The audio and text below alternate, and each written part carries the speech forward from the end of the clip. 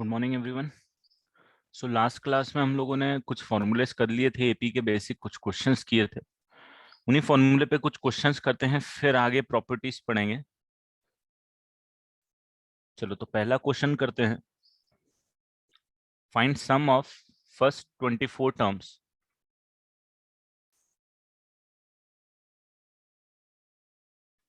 Find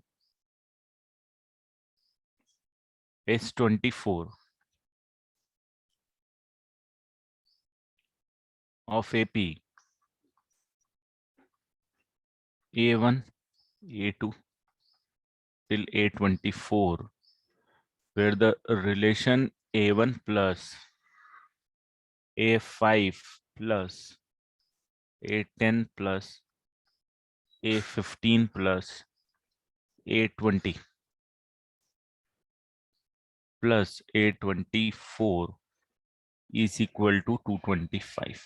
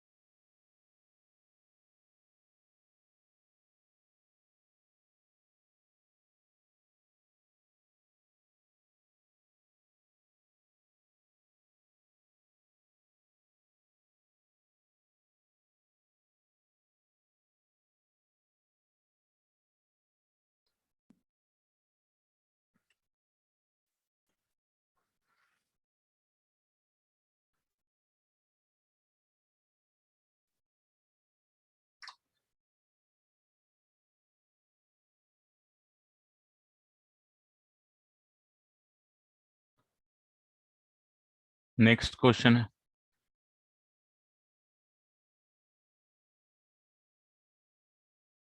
common difference of an AP is not equal to 0.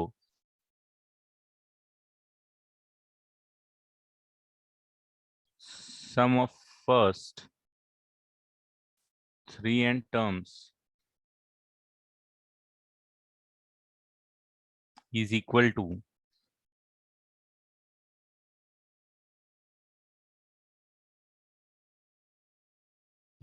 sum of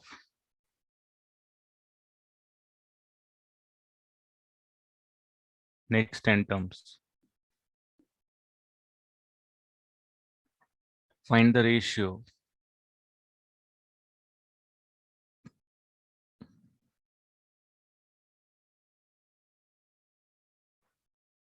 of sum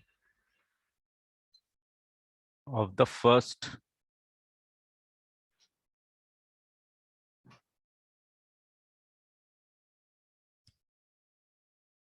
two n terms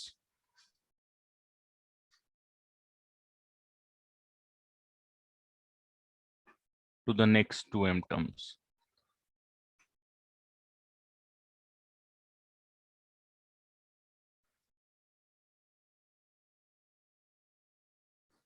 yes, ये दो question है। पहला वाला question आपके सामने लिखा है, दो मेथड है। पहली मेथड में उसे लिख देता हूँ। A1 को A1 ही रहने दो, A5 को A1 प्लस 4D लिख दो, A10 को A1 प्लस 9D लिख दो, A15 को A1 प्लस 14D, A20 को A1 प्लस 19D। एक सेकेंड, हाँ।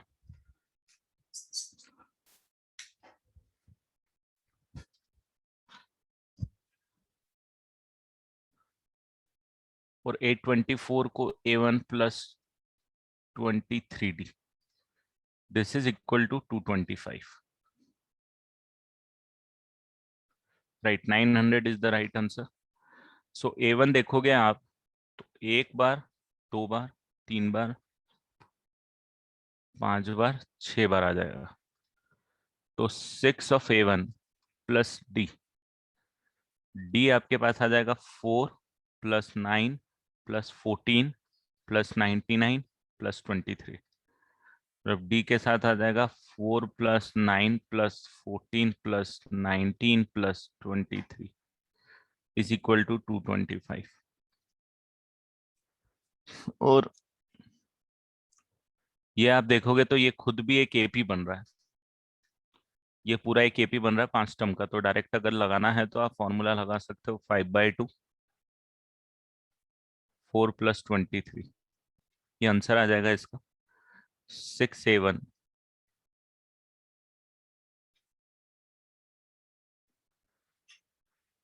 ठीक है,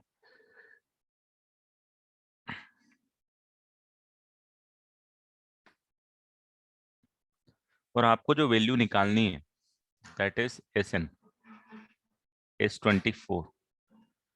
तो S24 आपके पास आ जाएगी 24/2 into twice of A1 plus 23D।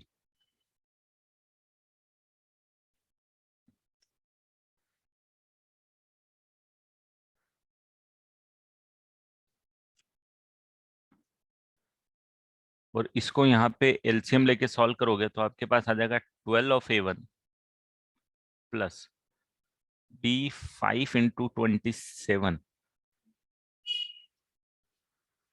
Is equal to 225, नहीं 450।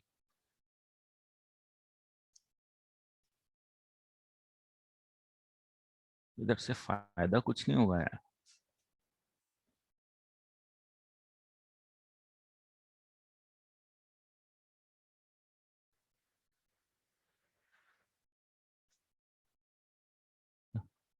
मेरे को लग रहा था इधर से भी सॉल्व हो जाएगा बट इधर से कुछ दिक्कत आएगी।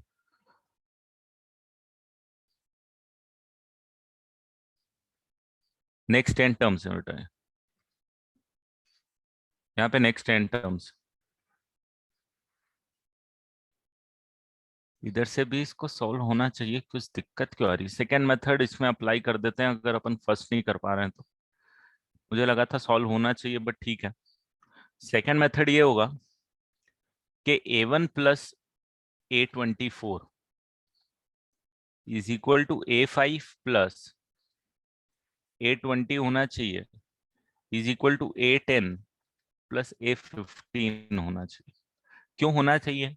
इसलिए होना चाहिए क्योंकि ये है फर्स्ट और लास्ट टर्म का एडिशन, ये है आगे से फिफ्थ और पीछे से फिफ्थ टर्म का एडिशन, ये है आगे से 10th और पीछे से 10th टर्म तक का एडिशन। तो ये सारे इक्वल होंगे। सो देयरफॉर जो ओरिजिनल क्वेश्चन है मेरे पास वो क्या हो जाएगा? वो हो जाएगा A1, जो ओरिजिनल इंफॉर्मेशन गिवन है, A1 + A24 plus A5 + A20, rearrange कर दिया मैंने टर्म्स को, A10 + A15 is equal to 225। तो ये तीनों सेम हो जाएंगे, that's why 3 times of A1 + A24 आपको मिल जाएगा which is 225, and therefore A1 + A24 is equal to 75। और अब आपको निकालना है सम टिल एन टर्म। तो sum till 24th term is 24/2 into first term plus last term का जो फॉर्मूला होता है वो ये आ जाएगा।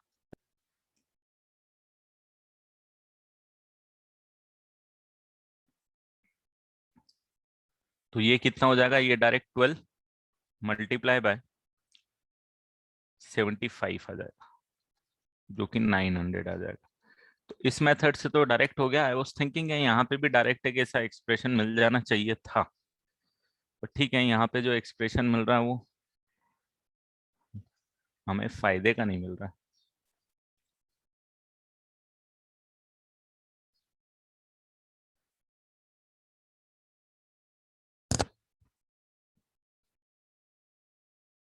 ये मेथड में काम नहीं कर रही है, तो यही मेथड ही चलने दो आप।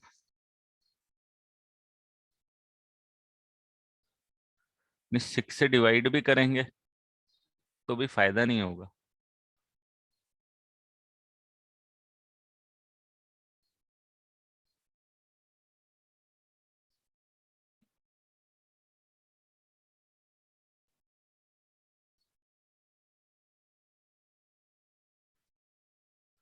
अच्छा अच्छा अच्छा, मैंने कुछ गलती कर दी। यस करेक्ट, वही मैं बोल रहा हूँ, यहाँ पे गड़बड़ है। ये एपी में नहीं बन रहा है ना यार। करेक्ट करेक्ट, सही बोला आपने।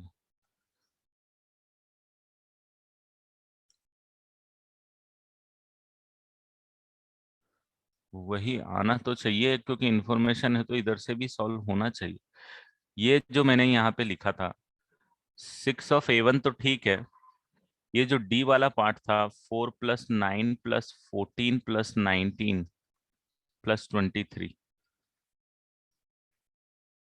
ये एपी में नहीं बन रहा है भाई।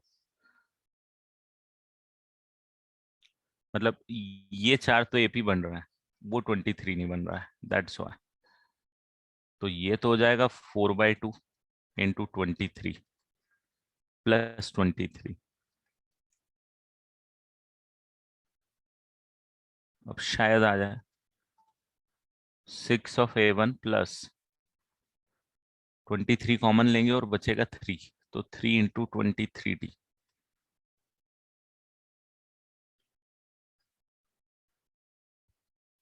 अब 3 कॉमन लेंगे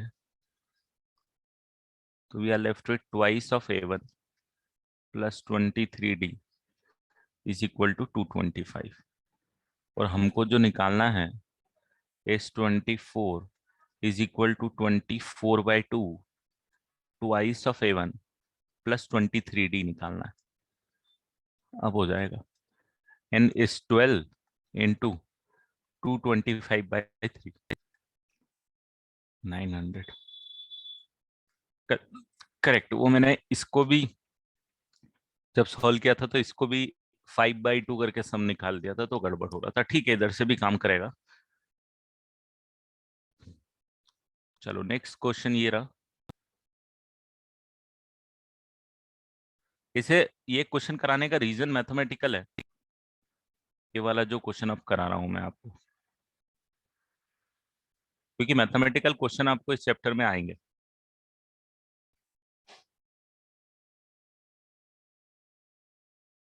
common difference is not equal to 0। Sum of the first 3 n terms is equal to the sum of the next n terms. Find the ratio of sum of the first 2 n terms to the next 2 n term. मतलब अगर मैं इसको कुछ इस तरीके से लिख दूं कि टर्म्स है मेरे पास A1 A2 till A2n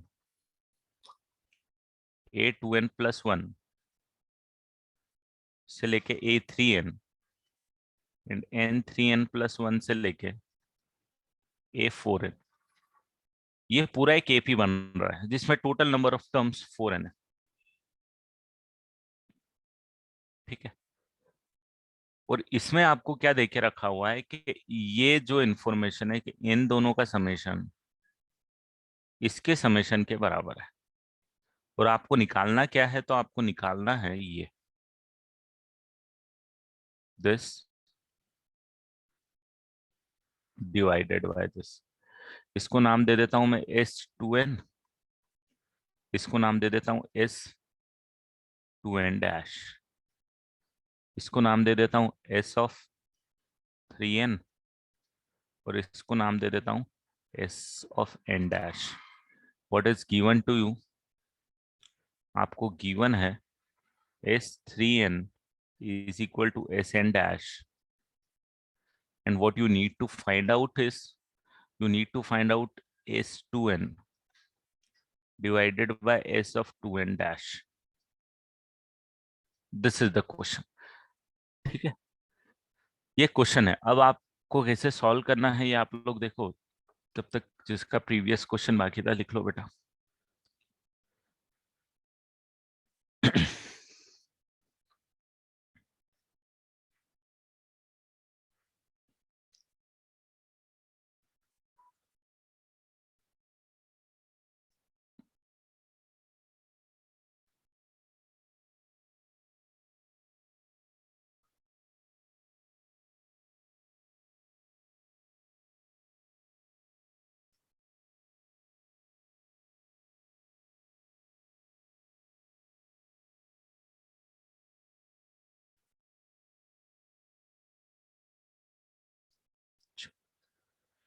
The common difference is not equal to 0 of an AP. The sum of first n terms, the sum of first 3 n terms is equal to the sum of next n terms. तो पहले 3 n terms का summation उसके next n term के addition के बराबर है, जो कि ये वाली स्टेप है. नेक्स्ट वो बोल रहा है कि then find the ratio of sum of first 2 n term to the to the next 2 n term. तो आपको sum of the first 2 n term to the next 2 n terms, first 2 n terms upon में next 2 n terms का ratio आपको निकाल के देना है. This is the question.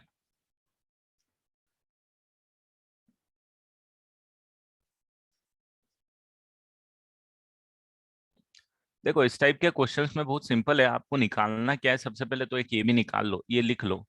आपको निकालना है S2n divided by S2n dash.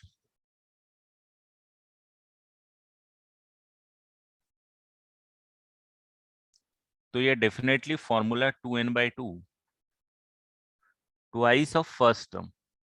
अब हमको डिसाइड करना है क्या हम सब कुछ फर्स्ट टर्म में ही निकालेंगे. तो twice of the first term of AP plus 2n-1 into D. ये आपका है numerator. Denominator 2n/2 twice of A2n+1 आएगा बेटा, प्लस 2n-1 इंटू डी. ये आप बिल्कुल कंफ्यूज मत होना, क्योंकि अब S2n डैश जो है उसकी फर्स्ट टर्म A2n+1 है. ठीक है, ये कंफ्यूज मत होना. This is the first term of this sequence S2n dash. Definitely we are having some relations between the first term and this term. वो अपनी जगह है. मतलब ये पूरा पार्ट इस पूरे पार्ट से कैंसिल हो जाएगा. जो आपको निकालना है वो है 2a plus n-1 into d divided by twice of a plus 2nd plus 2n-1d. I hope ये आपको क्लियर है. ये मत कंफ्यूज होना, क्योंकि ये जो A2n+1 है वो A प्लस 2nd लिख सकते हो आप nth टर्म का फॉर्मूले से. हाँ राइट, गलतियां बहुत हो रही. ठीक है, कुछ इस टाइप से आपको देख के रखा हुआ है. तो इसको भी अगर आप देखोगे तो डिनोमिनेटर जो है ना वो तो 2a है. डिनोमिनेटर में जो आएगा अब आपके पास 2 से 4n 6n-1d आ जाएगा. न्यूमरेटर में 2a प्लस 2n-1d आ जाएगा. और जो अब आपको इंफॉर्मेशन गिवन है उसको मैनिपुलेट करने की कोशिश करते हैं. S of 3n is 3n/2 into twice of a plus 3n-1d is equal to n/2 twice of a 3n+1 plus n-1 into d. I hope ये आपको क्लियरिटी अगेन है. क्यों? क्योंकि this will work as a first term of Sn dash.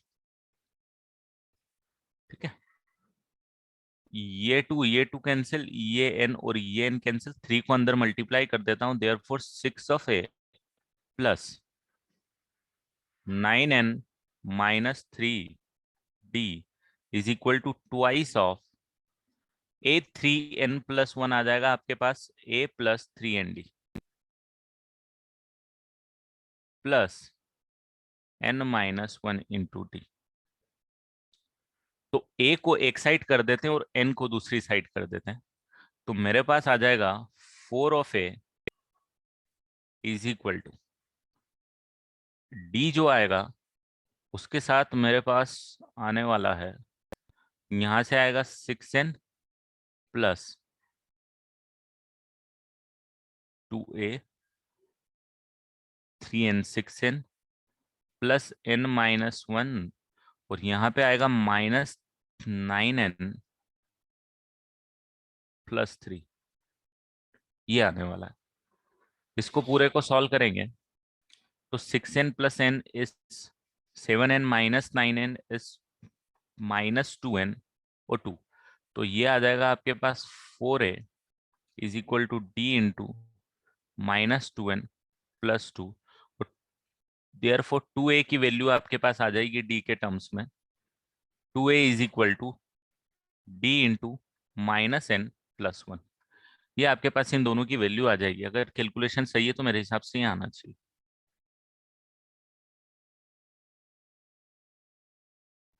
ठीक है, तो जिसकी value आपको यहाँ पे निकालनी है ये वाली वैल्यू, इसमें 2a को रिप्लेस कर देते हैं हम, 2a को रिप्लेस कर देते हैं डी के टर्म्स में। सो देयर फोर आपके पास आ जाएगा -n+1 × D +2n-1 × D. Similarly यहाँ पे भी -n+1 × डी +6n-1 × डी। तो भाई साहब ये जो डी है ये तो पूरे कॉमन निकाल के कैंसिल होने वाले हैं, तो डी हमारा अलग हट गया। हमारा आंसर अब आ गया जो भी आना था एन के टर्म्स में, तो हमारे पास आंसर आ जाएगा एन डिवाइडेड बाय, यहाँ पे आ जाएगा, ये 1 1 भी कैंसिल हो जाएगा, 5n 1/5। Let me check the answer, अगर कुछ कैलकुलेशन एरर तो नहीं है भाई। मेरे को लग रहा था एन के टर्म्स में आंसर आना चाहिए, बट ठीक है, नहीं आया तो ऐसा कोई टेंशन नहीं है।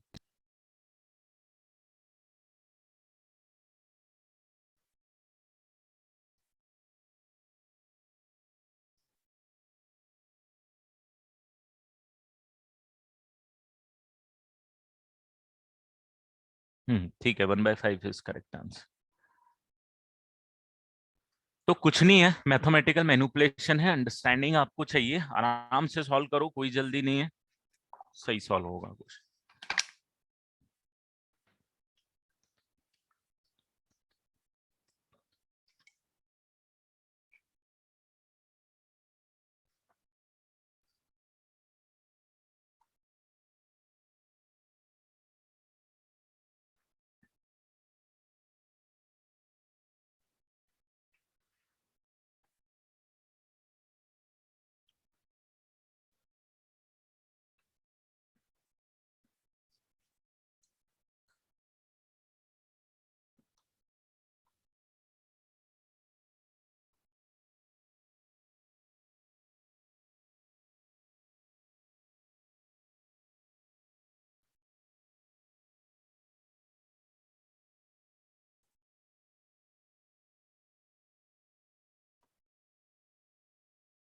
बेटा ट्रिग्नोमेट्री का जो फॉर्मूला होता है वो तो अपनी जगह अलग है, उसको एपी से क्या लेना देना। चलो बढ़ूंगा आगे, ज्यादा टाइम नहीं वेस्ट करूंगा, आप लोग लिख लेना। देखो अगर आपको मान लो टीएन दे के रखा हुआ है,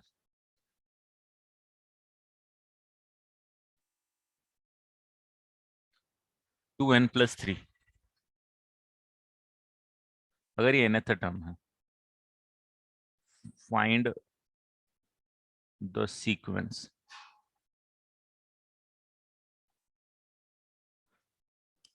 तो अगर टीएन दे के रखा हुआ है मतलब आपको nth टर्म दे के रखी है, और nth टर्म में आपको सीक्वेंस बनाना है कि सीक्वेंस क्या होगा। तो सीक्वेंस का मतलब क्या होता है, first term, second term, third term लिख लो। तो आप सिंपल क्या करोगे, T1 निकालोगे तो आप लिखोगे 2 × 1 + 3 5। T2 निकालोगे तो कितना लिखोगे, 7। T3 निकालोगे तो कितना लिखोगे, 9। T4 निकालोगे तो कितना लिखोगे। और बस इतना हमारे लिए सफिशिएंट रहेगा हमको एक आइडिया देने के लिए कि भाई साहब ये क्या बन रहा है, एक एपी बन रहा है। क्योंकि जो टर्म हमारे पास आ रही है वो क्या आ रही है, 5 7 9 11, एपी विथ कॉमन डिफरेंस,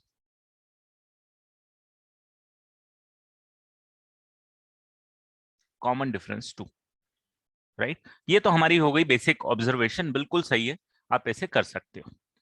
अगर आपको यहाँ पे एक इंपॉर्टेंट प्रॉपर्टी, यहाँ पे इसको दूसरे तरीके से देखने का तरीका बता रहा हूं मैं, कि 2n+1 जो है actually it's a linear expression in an, it's a linear expression in an.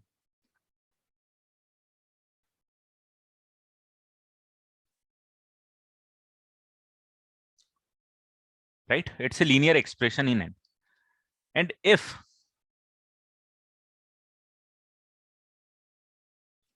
nth term is given as a linear expression, then the sequence must be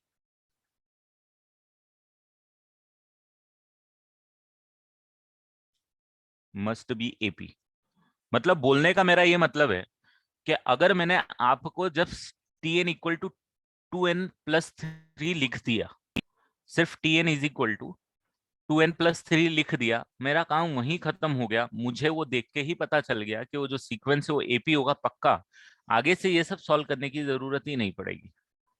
ठीक है, क्यों होगा ये भी मैं आपको बता देता हूँ। ऐसा इसीलिए हो रहा है क्योंकि जो आप nth टर्म लिखते हो, Tn इक्वल टू क्या लिखते हो, a+n-1 × d लिखते हो। डी को अंदर अगर आप मल्टीप्लाई करोगे तो a+n_d-d आएगा। इसको थोड़ा रीअरेंज करोगे तो ये आ जाएगा a-d, और एक आ जाएगा d × n। ये a-d+d × n।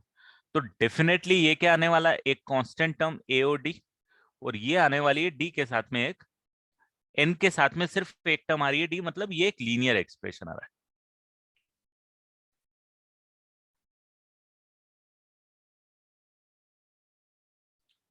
लीनियर एक्सप्रेशन आ रहा है, दैट्स वाई तो हम लोग बोल रहे हैं कि कोई भी अगर nth term as a linear expression लिखी हुई है तो पक्का है, श्योर शॉट है, वो आपके पास क्या आने वाला है, एक एपी आने वाला है बिल्कुल, क्योंकि एपी की जो nth टर्म आ रही है वो एक लीनियर एक्सप्रेशन ही आ रही है। अब देखो आपको और भी वेरीफाई करना है और भी इसका कुछ करना है तो you can directly compare this to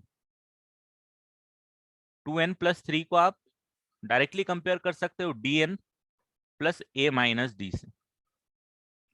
तो यहाँ पे आप देखो 2 और d बराबर हो गए, तो देयरफॉर कॉमन डिफरेंस 2 आ गया, और 3 हो गया a-d के बराबर, तो ये 3 हो गया a-2 के बराबर।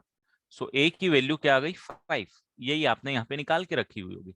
a की वैल्यू देखो 5 आ गई और कॉमन डिफरेंस आपने यहाँ पे 2 निकाला है। बात वही है, होनी भी चाहिए बिल्कुल। ठीक है,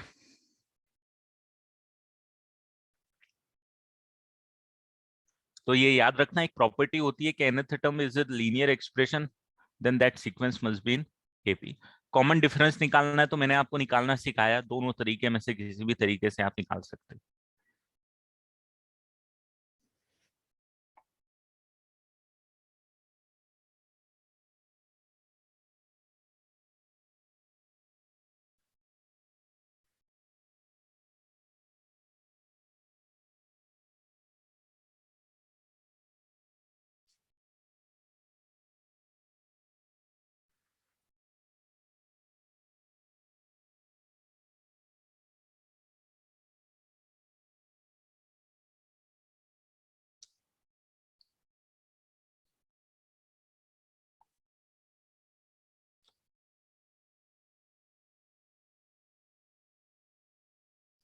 चलो बढ़ जाऊं आगे।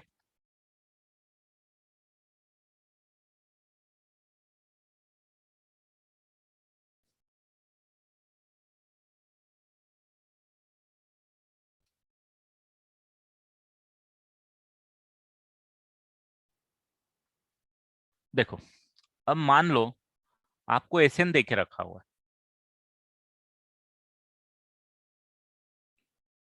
2n+3n², है ना। एसएन आपको देके रखा हुआ है 2n+3n²।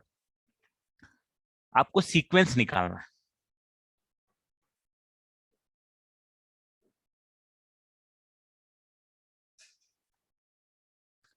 अब देखो सीक्वेंस निकालने के बहुत तरीके हैं आपके पास, इसे कोई एक तरीका नहीं बोलूंगा। एस एन क्या होता है सबसे पहले तो आपको वो पता ही है। एस एन क्या होता है, यहां पे लिखता हूं मैं। एस एन होता है T1 plus T2 plus T3 till Tn होता है, करेक्ट? इसमें किसी को डाउट तो नहीं? एस एन मतलब सम ऑफ फर्स्ट एंड। अच्छा, अगर मैंने S1 लिखा तो क्या हो जाएगा? अगर S1 लिखा तो सम ऑफ फर्स्ट वन टर्म, मतलब सिर्फ फर्स्ट टर्म, मतलब सिर्फ T1। और अगर मैंने S2 लिखा तो क्या हो जाएगा? Sum of first two term, T1 plus T2। अगर मैंने S3 लिखा तो क्या आ जाएगा?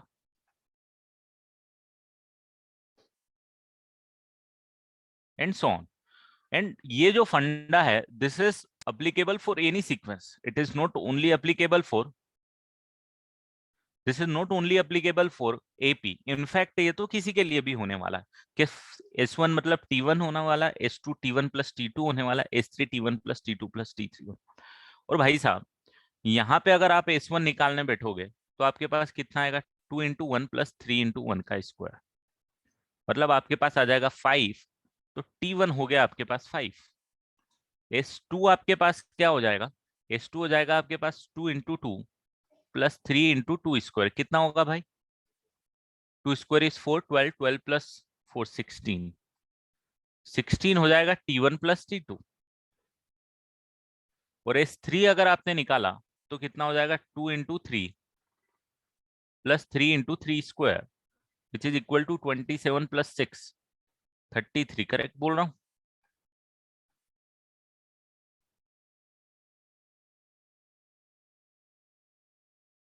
सो देयरफॉर आपने T1 तो निकाल लिया भाई साहब 5, T2 निकाल लोगे क्या डायरेक्ट? T2 निकाल लोगे, कैसे निकालोगे?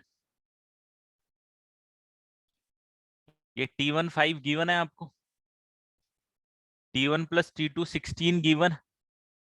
तो T2 कितना होना चाहिए? 16 माइनस T1। 16 माइनस T1 मतलब 16 माइनस 5 11 होना चाहिए। और भाई साहब T3 कितना होना चाहिए? ये 33 है। और T1 प्लस T2 की वैल्यू आपके पास है 16, तो इसकी वैल्यू है आपके पास 16, तो T3 आ जाएगी 33 minus 16, which is 17। when you can see that के सीक्वेंस आपके पास आ रहा है 5 11 17 and so on. This is an AP with common difference 6। एक एपी आ रहा है, कॉमन डिफरेंस 6 आ रहा है। एक एपी आ रहा है सीक्वेंस, और एक कॉमन डिफरेंस 6 आ रहा है। ठीक है? हाँ चलेगा, डिफरेंट भी चलेगा, कोई दिक्कत नहीं। बिल्कुल, you can write it like, and in fact जो तू बोल रहा है राहुल, उसको जनरल में लिख सकता हूं कि किसी भी केस में एस एन जो है वो SN-1 प्लस TN होने वाला है, या फिर SN-SN-1 is equal to TN होने वाला है। ये बिल्कुल लिख सकते हैं अपन, not only in this sequence but any of the sequence, कि nth टर्म तक का addition is equal to n-1th term का एडिशन प्लस nth टर्म।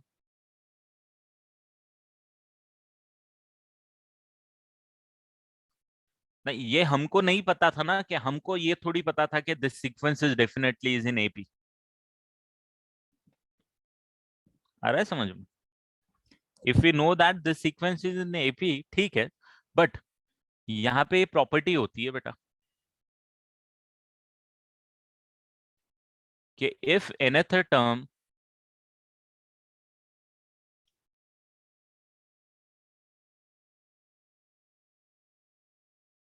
अगर आप इसको देखोगे,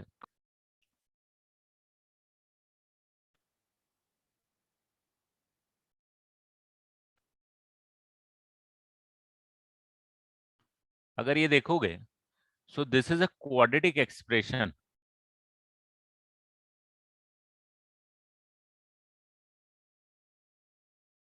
with constant term 0.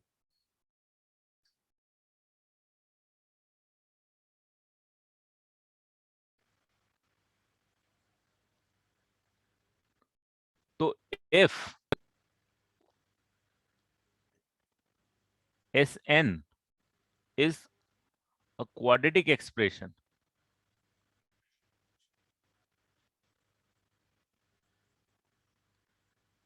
with constant term 0,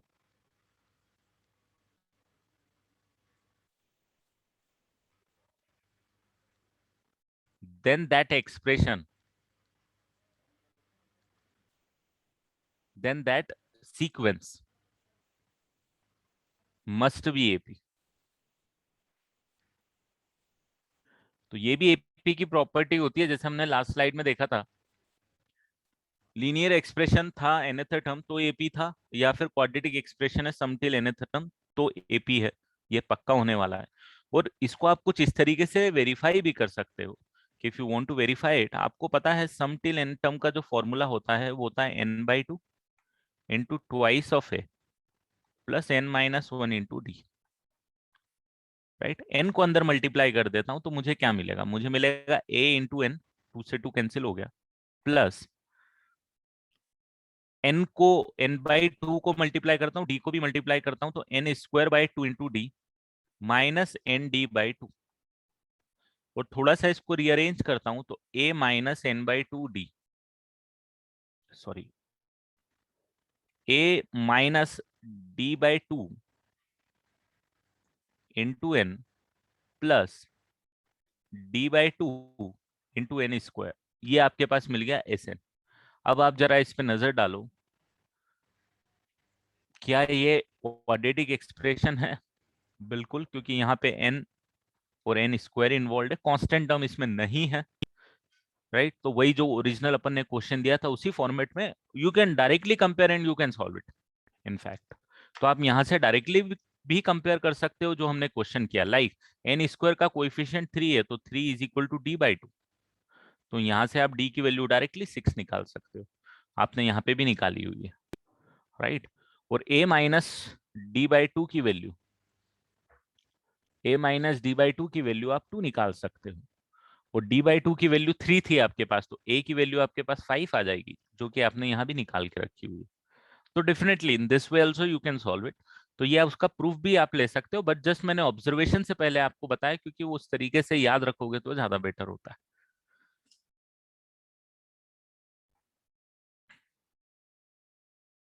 yes प्रकृत, तो ये कुछ बेसिक ऑब्जर्वेशन है, आपको पता होनी चाहिए।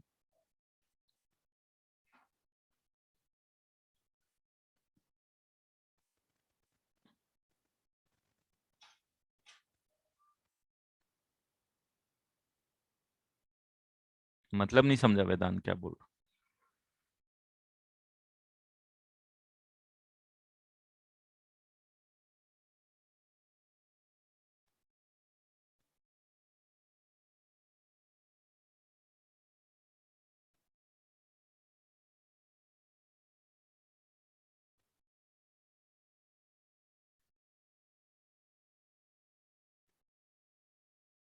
एग्जाम्पल दे, क्या दे रहा है शॉर्ट में, क्यों समझ।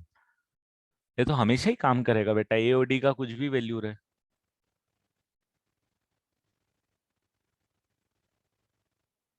ये तो जनरल केस हमने निकाल दिए हैं, ये तो हमारा यहाँ पे जनरल केस निकल गया। अब ये तो हर एक केपी के लिए रहेगा मेरे पास, इसमें तो कोई दिक्कत ही नहीं है।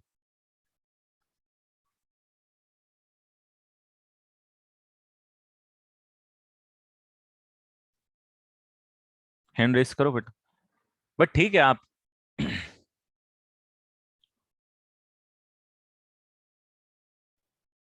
Sir, हाँ yes, sir. In this sum, the arithmetic progression is 6, right? So there should be a 6 difference between each number. It's S. Right right. Sir, so wait 1 minute, sir. हाँ Sir. Sir, in S1, sir, in hmm S1, sorry, S0. Say we go behind, you go S0. हाँ। Sir, the नहीं, answer a comes zero as this. Doesn't make sense, any sense ना। A zero हमने SN जो define किया है, the sum till nth term is not making any sense if we are putting n equal to 0. कोई sequence है ही नहीं उसमें. That I was saying. It doesn't make sense right. if you go into हाँ. zeros. Yeah, it doesn't make sense in that case. It's just an quadratic expression in that way, but it doesn't make any sense in the terms of sequence actually.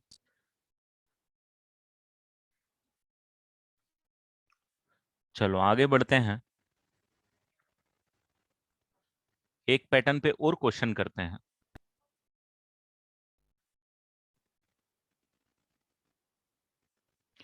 The sum of, वो दो तो property हो गई, ठीक है.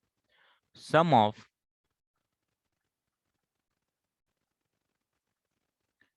in terms of two APs, sum of n terms of two APs are in the ratio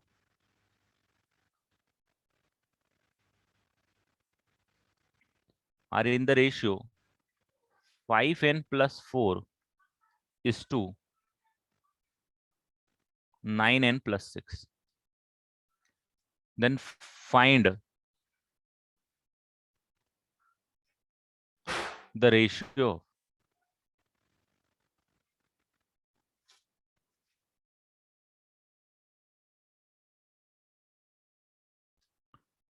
of their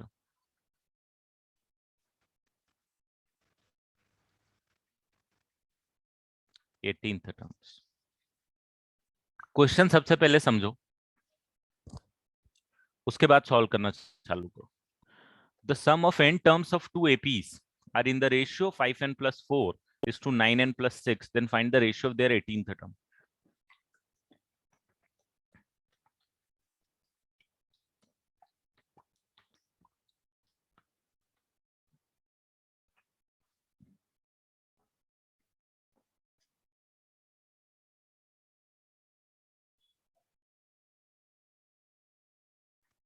इसमें क्या हो रहा है?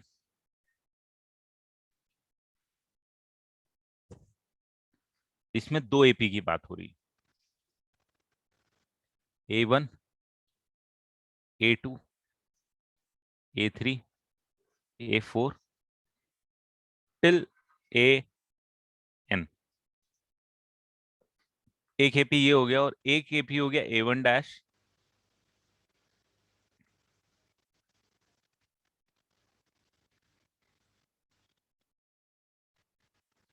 AN dash. ठीक है. और इन सब का समेशन, इन सब का summation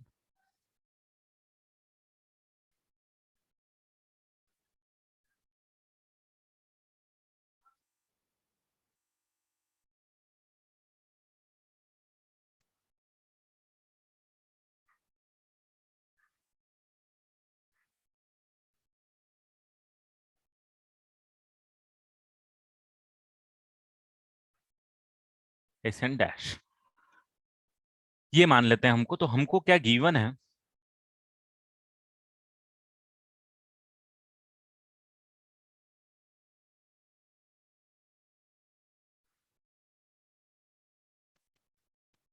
this is given to us.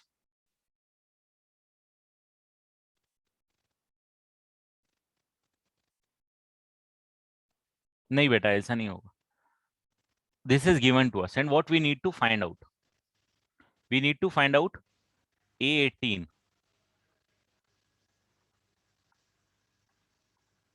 this.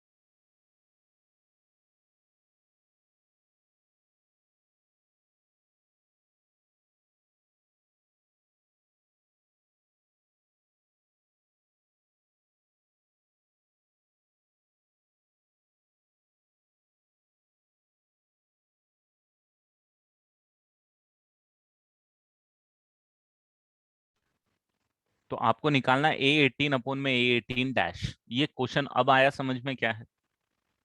18 is the 18th term of first sequence, A dash 18 is the 18th term of the second sequence। अगर मैं फर्स्ट वाले इसका कॉमन डिफरेंस D मान लेता हूँ और इसको मैं D डैश मान लेता हूँ, that is the common difference of the two sequence that I am assuming from my end. ठीक है, then what you need to find out, you need to find out is A1 plus 17D divided by A1 dash plus 17D dash, correct? ये हो जाएगा 18th term. अब आपको ये value निकालनी, अब कैसे निकालनी है मैथमेटिकली उस पे बात करेंगे। ये हो गई हमारी क्वेश्चन की अंडरस्टैंडिंग अभी तक की, इसको लिख लिया हमने। अब हमको निकालना है with the help of this information given to us, which one?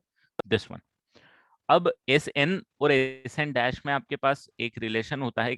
S N की वैल्यू क्या होती है? एन टर्म का एडिशन होता है, तो 2a plus twice of A1 plus n minus 1 into D divided bye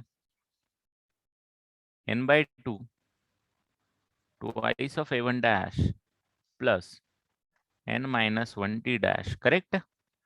ये बोल रहा है मेरा फॉर्मूला कि this is equal to 5n plus 4 upon में 9n प्लस 6। n बाई 2 और n बाई 2 को उड़ा देता हूं मैं, I am left with twice of A1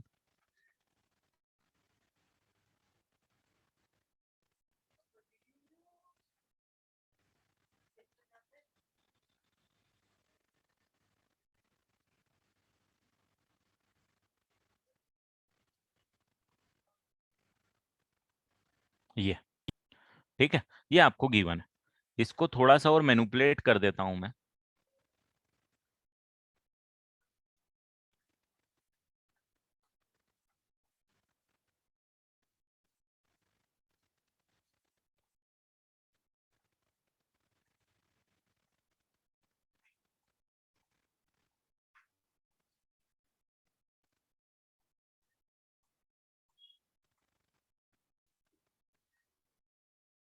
ये आपके पास आ गया।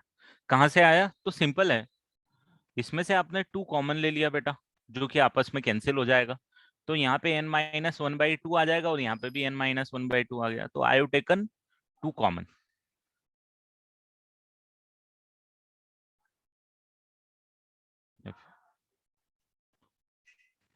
2 मैंने क्या लिया? कॉमन ले लिया, और कॉमन लिया तो न्यूमरेटर डिनोमिनेटर दोनों में से कॉमन लिया, कैंसिल हो गया न्यूमरेटर डिनोमिनेटर का। बट यहाँ पे मेरे पास A1 बच गया और n माइनस 1/2 बच गया, राइट? न्यूमरेटर और डिनोमिनेटर में दोनों। अब जब आप निकालने की कोशिश कर रहे हो जो आपको ओरिजिनली निकालना है, आप थोड़ा सा गौर करना, जो आपको ओरिजिनली निकालना है A1 प्लस 17D अपॉन में A1 dash plus 17D dash निकालना है। और जब आप इससे कंपेयर करोगे, जब आप इससे कंपेयर करोगे तो सिर्फ आपको इन दोनों एक्सप्रेशन में n माइनस 1/2 की जगह 17 नजर आएगा जो निकालना है। और ये जो आपके पास यहाँ पे लिखा हुआ है, ये इन दोनों में डिफरेंस क्या है? सिर्फ डिफरेंस इतना है कि n माइनस 1/2 की जगह आपको वहां पे क्या नजर आएगा? 17 आएगा। और ये कब होगा? ये होगा n माइनस 1 इक्वल टू 34 के लिए और n इज इक्वल टू 35 के लिए। तो when you are putting n is equal to 35, this expression will become A1 plus 17D divided by A1 dash plus 17D dash. So this is the LHS part, and what will RHS part will become? 5 into 35 plus 4 divided by 9 into 35 plus 6, and that's all. This is your answer. यही तो आपको निकालना था। तो mathematical manipulations है, but पहले definitely question की understanding है। तो इस पैटर्न के क्वेश्चन भी आपको मिलेंगे इसके अंदर।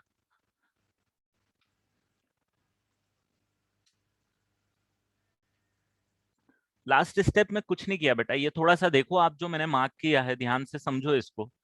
जो आपको निकालना है, जो आपको निकालना है, जो मैंने टॉप पे लिखा हुआ है येलो कलर में, ये आपको निकालना है। और आपको ये मिल गया है कि this is equal to this, तो आपको इन दोनों में डिफरेंस क्या नजर आ रहा है? बस इतना सही तो है कि n-1/2 की जगह अगर आपने 17 पुट कर दिया तो ये दोनों इक्वल हो जाएंगे, ये दोनों सेम हो जाएंगे। ये आपकी ऑब्जर्वेशन है। इन दोनों को आप देखो, क्या नजर आ रहा है? सिर्फ ये नजर आ रहा है कि n-1/2 की जगह अगर मैंने 17 पुट कर दिया तो मेरा काम हो जाएगा, दोनों सेम हो जाएंगे ना। तो वही मैंने किया। तो अब n-1/2 को 17 पुट किया तो भाई n को 35 पुट किया होगा, जब भी तो n-1/2 17 आया होगा, है ना। इसीलिए तो मैंने ये मार्क करके दिखा, लिखा हुआ है। तो मैंने क्या किया, n की जगह 35 पुट कर दिया। तो जब n की जगह 35 पुट किया तो ये LHS वाला पार्ट तो ये वाला बन गया, तो ये RHS वाला पार्ट कौन सा बच गया? RHS वाला ये बन गया। ये आ गया नंबर, यही यही आपका आंसर आ जाएगा, क्योंकि आपको यही तो निकालना था।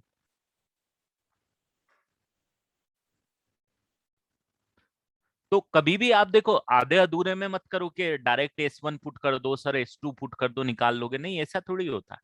आपको क्या निकालना, अगर आप इसी में गलती कर गए कि आपको निकालना क्या है, तो फिर आंसर गलत आना ही है बेटा। उसको शांति से करो, कोई जल्दी नहीं है अपन, क्योंकि अगर आपने क्वेश्चन को सही से इंटरप्रेट नहीं किया है, क्या पूछ रहा है उसमें थोड़ी सी भी गलती अगर आपने कर दी, तो फिर डेफिनेटली आंसर का तो सवाल ही नहीं उठता, अगर क्वेश्चन ही गलत समझे हो तो।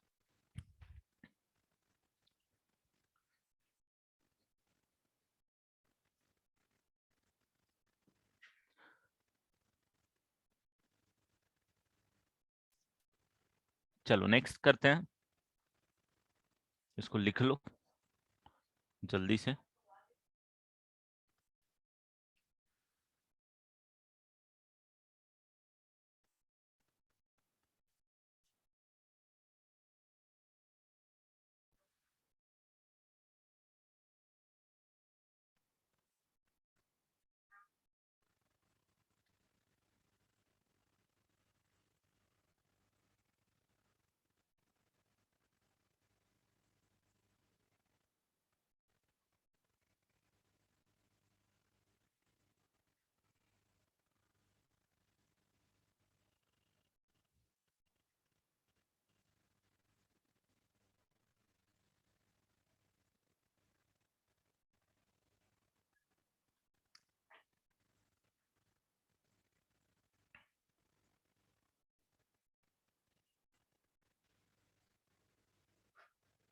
मिक्स्ड क्वेश्चन लिखोगे बेटा, डायरेक्ट सम थोड़ी आएंगे आपके पास।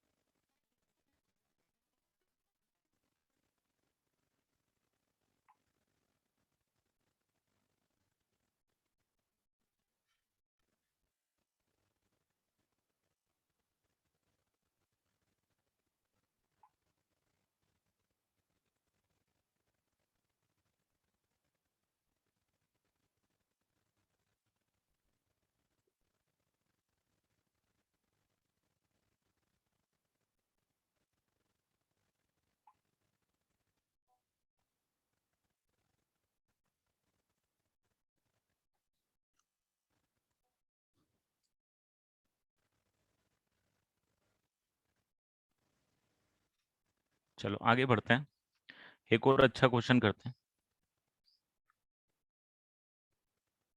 दो सीक्वेंस है,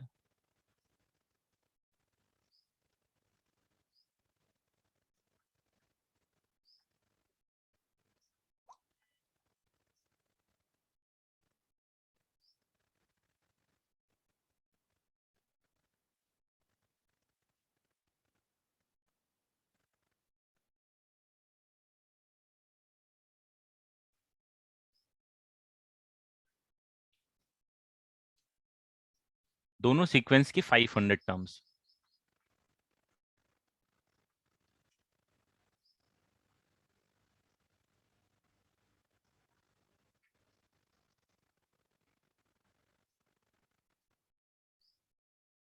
ठीक है, माय क्वेश्चन इज फाइंड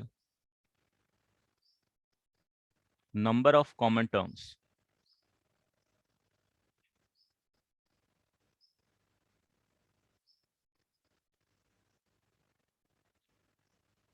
आपको क्या करना है, कॉमन टर्म्स निकालनी है।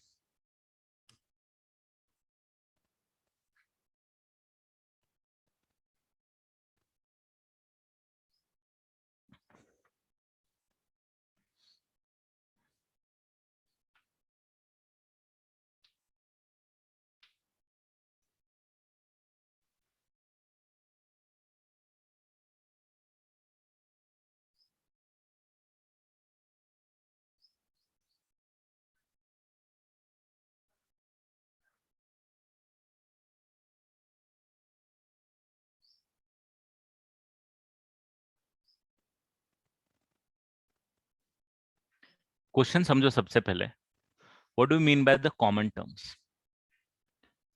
कॉमन टर्म का मतलब है दोनों में 500 500 टर्म्स है, total number of terms. But ये जो 22 है, ये दोनों के अंदर कॉमन है, and I can say this 22 is the first common terms of this two AP. इन दोनों एपीस की जो पहली कॉमन टर्म्स है वो 22 है। ठीक है, ऐसी कितनी कॉमन टर्म्स 500 टर्म्स तक जाएंगी दोनों एपी, ऐसी कितनी कॉमन टर्म्स है जो दोनों के अंदर पॉसिबल है, दैट इज अवर क्वेश्चन। ठीक है, अब यहाँ पे ध्यान से सुनना बेटा, बीच में मिस करोगे तो नहीं समझ पाओगे, अगर मेरी बात नहीं सुनोगे ढंग से तो इसको निकालने के लिए मैं बोलता हूँ यार, चलो पहली वाली सीक्वेंस की nth टर्म और दूसरे वाली सीक्वेंस के mth टर्म दोनों बराबर हो गई। पहले वाली सीक्वेंस की nth टर्म और सेकेंड वाली सीक्वेंस की mth टर्म बराबर हो गई। इसका मेरा बोलने का मतलब ये है दोस्तों कि पहले वाले टर्म की फिफ्थ टर्म और सेकेंड वाले सीक्वेंस की फोर्थ टर्म बराबर हो गई। ये एग्जांपल समझ में आया? दोनों 22 है, राइट? एन और एम डेफिनेटली डिफरेंट है, टर्म की वैल्यू सेम है।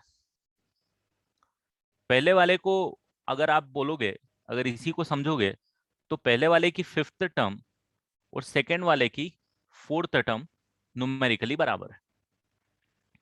ठीक है, ये एक एग्जांपल दिया, इसे कितने एन और एम का कॉम्बिनेशन पॉसिबल है। Our question is how many combinations of n and m are possible, इन जितने कॉम्बिनेशन पॉसिबल होंगे दोस्तों उतना ही मेरा आंसर होगा। क्वेश्चन आ गया समझ में? अब पहले वाले सीक्वेंस की nth टर्म अगर मैं लिखूंगा तो मैं लिखूंगा 2 plus n minus one into D, और दूसरे वाले की mth टर्म लिखूंगा तो 1 plus m minus one into D. नहीं, डी दूसरे वाले का है 7। सो ये आ जाएगा 2 plus 5n minus 5 is equal to 1 plus,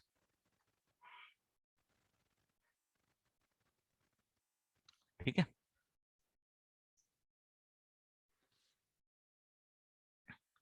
5 of n minus 3।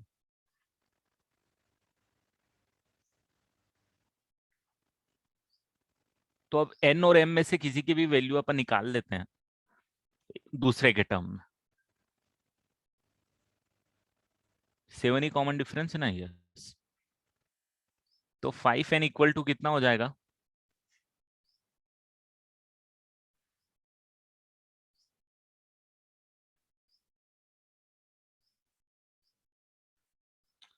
कुछ इस टाइप से आपके पास आएगा।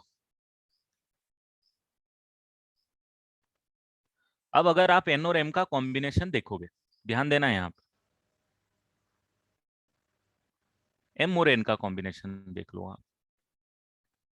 m के टर्म में n को निकाल लिया है।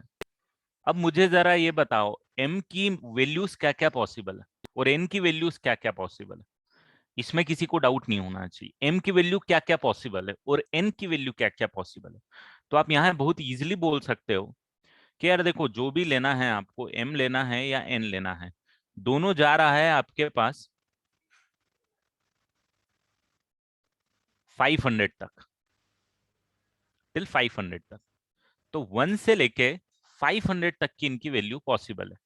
1 हो सकती है, 2 हो सकती है, 3 हो सकती है, टिल 500 हो सकती है। इससे ज्यादा हो नहीं सकती क्योंकि कंस्ट्रेंट देके रखा है 500 टर्म्स का।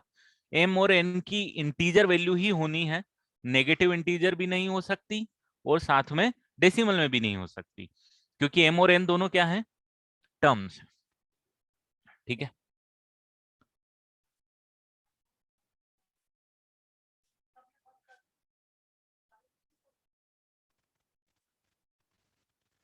मम्मी आप,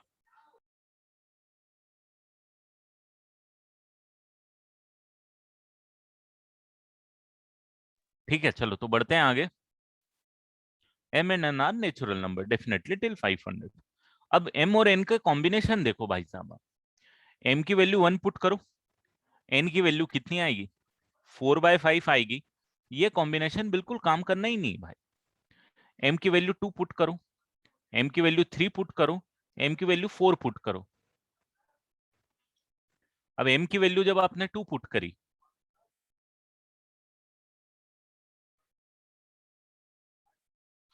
तो 11/5 आएगा।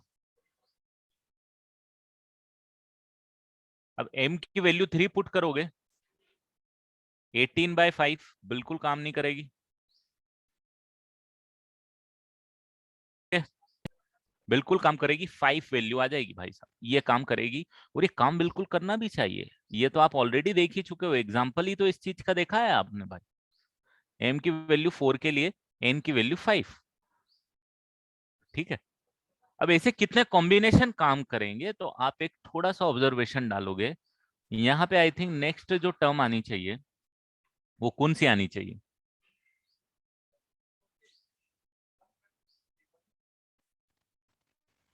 कौन सी आ रही है m की नेक्स्ट टर्म, जरा मुझे बता दो।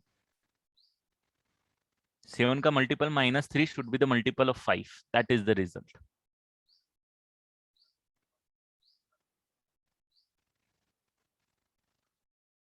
9 आ रही है, 9 के लिए कितनी आ रही है, 7 इंटू 9 63/-3 60/5, n की वैल्यू 12 आ रही है, करेक्ट बोल रहा हूँ। 9 के बाद आई थिंक 14 आएगी, 14 के बाद 19 आएगी एंड सो ऑन। 14 के करस्पॉन्डिंग आपके पास वैल्यू कितनी आएगी, जरा बताओ मुझे।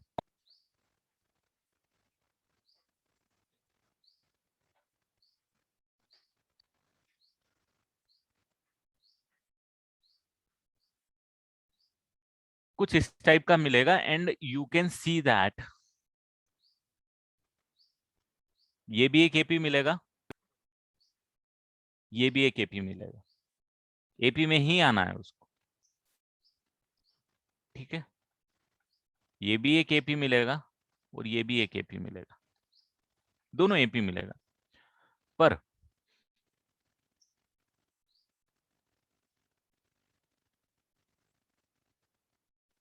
पर अब नंबर ऑफ टर्म्स कॉमन आएगी, तो अब आपको थोड़ी सी ये करना पड़ेगा कि m और n की वैल्यू जाएगी तो 500, तो पहले कंस्ट्रेन किसकी वैल्यू में आएगा, जरा मुझे ये बताओ तो।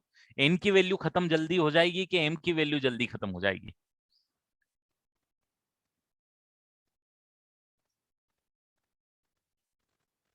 n की वैल्यू खत्म हो जाएगी, नॉर्मल ऑब्जर्वेशन, राइट। कितनी आएगी, तो अब आप बोलोगे देखो सर, 5 ले लो, 12 ले लो, 19 ले लो, 26 ले लो, जहां तक जाना है सर 500 से ऊपर मत जाना। तो ये तो हम कर ही चुके हैं कि 500 जो होगी इसकी कौन सी टर्म होगी, जरा आप निकाल लो। इसकी टर्म होगी या नहीं होगी, हम देख लेते हैं उसको। इसको दे देता हूं मैं t-1। n हम ऑलरेडी यूज कर रहे हैं तो मैंने n यूज नहीं किया, d की जगह 7। तो 495 plus 7 is equal to 7t, and therefore t is equal to 502 divided by 7। ये आएगा 7 1 पॉइंट, 7 टाइम्स गया था 1, 12 बचा था 5। एंड डेफिनेटली टी की वैल्यू आपके पास डेसिमल में ले नहीं सकते हो, तो देयर फोर कहां तक जाएगी, 71 टर्म्स तक जाएगी। That is your answer.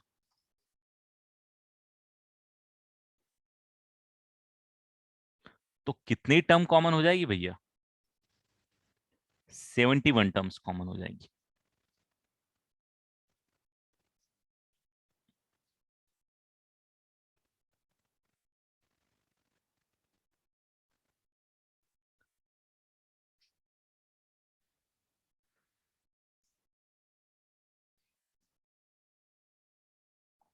बेटा वो 72 लिखते थे, ऐसा थोड़ी लिखते हैं, राउंड ऑफ करने का भी अपना रीजन होता है ना। अगर आप यहाँ पे 500 से छोटी वैल्यू लोगे तो टी की वैल्यू आपके पास क्या आएगी, 71 से छोटी आएगी।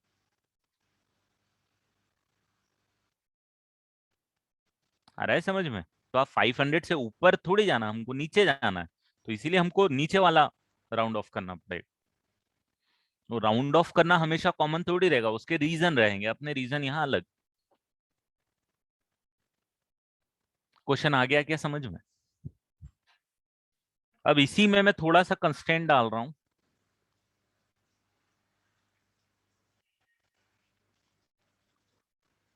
फर्स्ट जो सीक्वेंस है उसमें 500 टर्म्स है।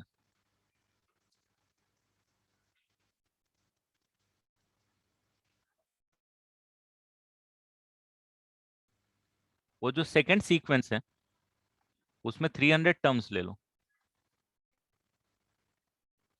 अब मुझे बताओ नंबर ऑफ कॉमन टर्म्स।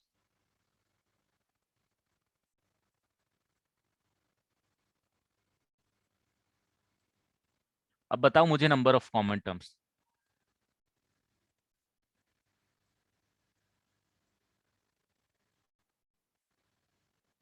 बेटा हमने कल ऐसे क्वेश्चन किए तो थे निकालने के लिए, कौन से नंबर पे आएगा टर्म, इससे छोटा कब होगा। लास्ट क्लास में हमने किए थे ना इस टाइप के क्वेश्चन, जिसमें हमने फिर टर्म का काउंट निकाला था कितना आएगा, डेसिमल में आ रहा था, उसको किस तरीके से इंटरप्रेट करना है।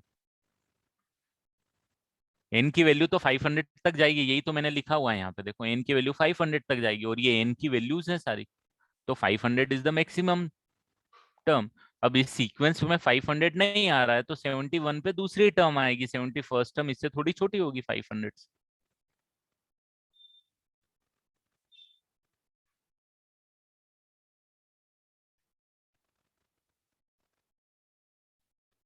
फर्स्ट टर्म में 500 या फर्स्ट सीक्वेंस में, नेक्स्ट में 300।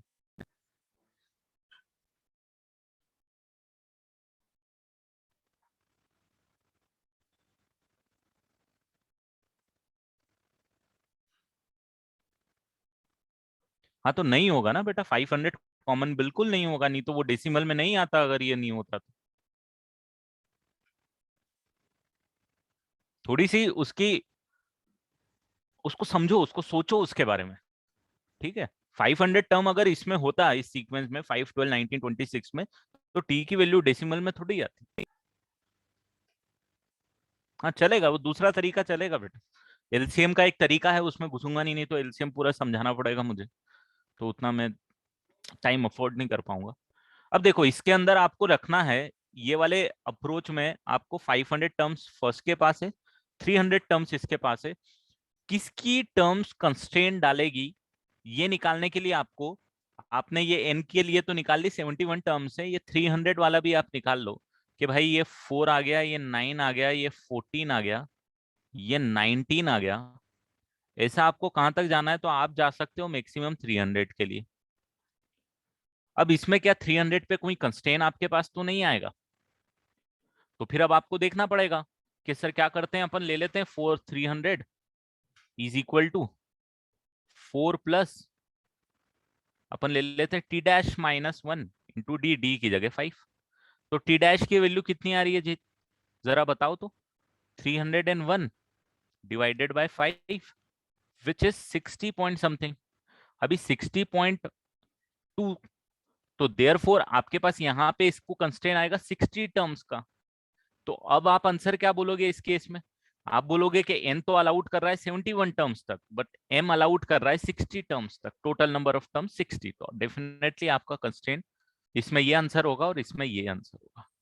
तो क्वेश्चन में नंबर ऑफ टर्म्स पे आपको गेम हो सकता है ना, तो अगर इसमें वैरायटी भी आएगी तो ये इस तरीके से वो कवर कर सकते हैं।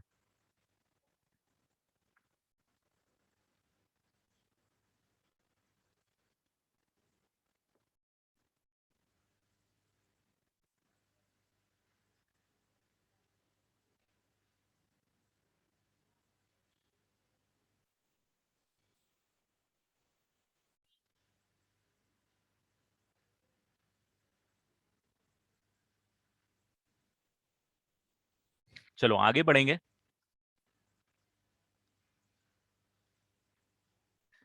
बेटा ये समझना, थोड़ा सा तू सोच, वो मैं एक्सप्लेन थोड़ी कर पाऊंगा, उतना आपको समझना पड़ेगा। देखो, आपको फिर अच्छा तरीका नहीं बता पाऊंगा मैं अगर उस तरीके से बताऊंगा। अब मुझे बताओ कि इस सीक्वेंस में 500 से छोटा कौन सा टर्म होगा? क्या ये निकाल सकता है मेरे को तू? इस सीक्वेंस में 500 से छोटा कौन सा टर्म्स होगा? क्या इस सीक्वेंस में 500 टर्म होगा? मैं बोलूंगा नहीं होगा। क्या मैं पूछूंगा 499 इस सीक्वेंस का टर्म होगा? क्या 498 टर्म होगा? It will be hard to, तो that's why I use this approach. वो हार्ड है, वो टाइम कंज्यूमिंग। मैं तेरे को मैनुअली फिर निकाल के बताएंगे कि मैं बोलूंगा यार 495 होगा। अब 495 टर्म निकालेगा तो 495 71st टर्म आ जाएगी।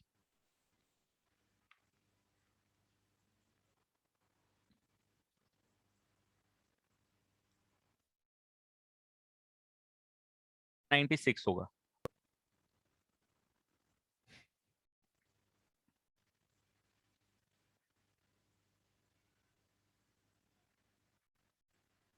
है ना? तो वो मैनुअली निकालनी पड़ेगी, उसका स्मार्ट तरीका हमने निकाला। और ये देखो, हमने लास्ट क्लास में भी कहीं ना कहीं देखेगा, तो मैंने आपको कहीं ना कहीं ये टर्म्स का डेसिमल में निकालना कहीं ना कहीं सिखाया था। देख उसको थोड़ा सा, देख कहाँ चला गया यार, यहाँ पे भी नहीं था। इसको इंटरप्रेट किया था हमने कहीं, ये वाला क्वेश्चन शायद। ये देख, n इज ग्रेटर देन 26.3 क्यों आया था? क्योंकि यहाँ पे भी ये जो जीरो था इस सीक्वेंस का पार्ट नहीं था। अगर जीरो सीक्वेंस का पार्ट होता तो वो इंटीजर आता। बस वही अंडरस्टैंडिंग है वहां भी, ठीक है? तो थोड़ा सा सोच उसके बारे में, अपने आप थॉट प्रोसेस में आएगा। चलो बढ़ जाऊं आगे।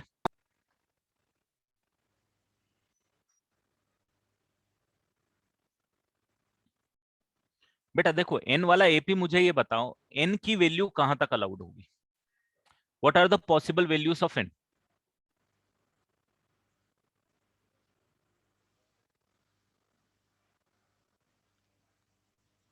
500 तक है। और ये जो एन है यहाँ पे, ये जो एन यहाँ पे चल रहा है, ये जो एन यहाँ पे चल रहा है, ये चल रहा है ये 5, 12, 19, 26। तो इसकी वैल्यू कहां तक जाती है? 500 तक जा सकती है ना, मैक्सिमम। तो इसीलिए मैंने लिखा है कि ये वाला जो सीक्वेंस है, इसकी टर्म 500 या 500 से छोटी होनी चाहिए।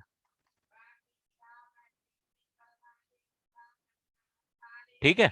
तो इसीलिए मैंने ये लिया। अब मैंने इस पे कंस्ट्रेंट क्यों नहीं लिया है, मैंने एम पे कंस्ट्रेंट क्यों नहीं लिया था, तो ये अब आपको समझ में आना चाहिए। एम भी जा सकता है, बट आप देखो ना, पहले खत्म कौन होगा, नंबर्स को देखो। 4 है, 9 है, 14 है। जब यहाँ 14 है, जब यहाँ पे 19 है, जब यहाँ 19 है, यहाँ पे 26 है बेटा।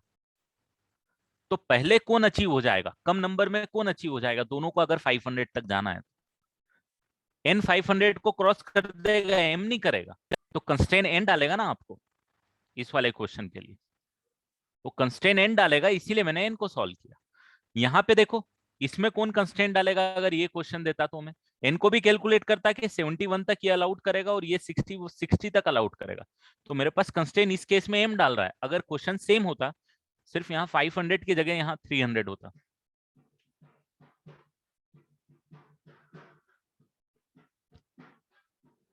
तो वो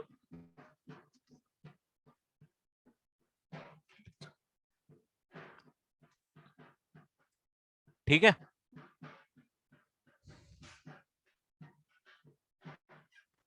फिर वो अपने आप में एक क्वेश्चन हो गया कि 500 या 500 से छोटे वाला टर्म कहाँ पे आएगा।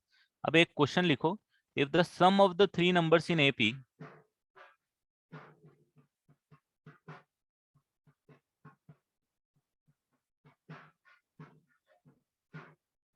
Three numbers of AP is 24 and their product is 440, and their product is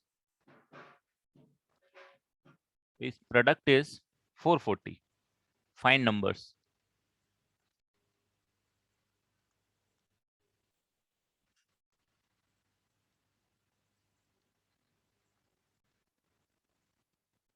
इसका एक पर्टिकुलर वे होता है सॉल्व करने का, आपको याद हो तो? आपने अगर किया हो तो, नहीं तो मैं बताऊंगा अभी।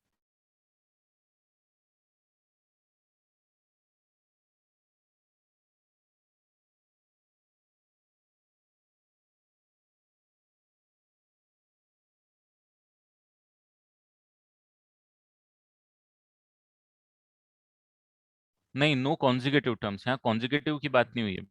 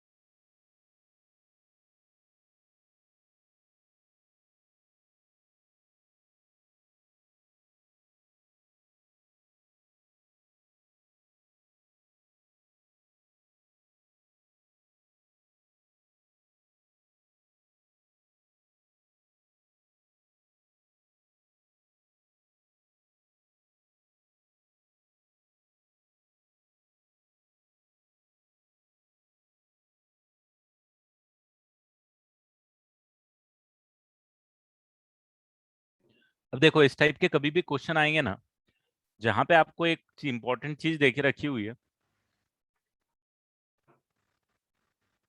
सम इज 24, तो आप क्या करो, एक टर्म को अगर आप ए ले रहे हो, तो एक टर्म को ले लो ए माइनस डी, और एक टर्म को ले लो ए प्लस डी। ऐसा इसीलिए कर रहा हूं, इसका रीजन ये है करने का, कि जब आप इन तीनों को ऐड करोगे, मतलब अगर आप ये तीनों एपी के नंबर्स को ऐड करोगे, जो कि क्वेश्चन में गिवन है, ए प्लस डी, तो ये इज इक्वल टू कितना कितना आ जाएगा? Therefore 3a is equal to कितना आ जाएगा? a इज इक्वल टू 8 आ जाएगा। यहां से 8 आपका इजिली निकल गया, प्रोडक्ट आपको देके रखा हुआ है, तो a माइनस डी इंटू ए,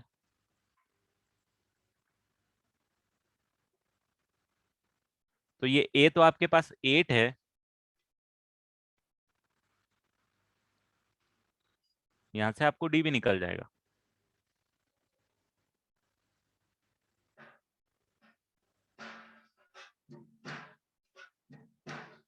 ये आ जाएगा आपके पास डी स्क्वायर की वैल्यू। कितना आ जाएगा भाई?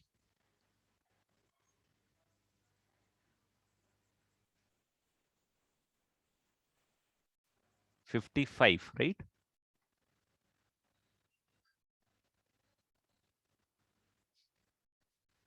तो 64 माइनस 55 कितना आ जाएगा? 9। तो यहाँ से डी आपके पास कितना आ जाएगा? प्लस और माइनस 3। बेटा consecutive, this are not consecutive,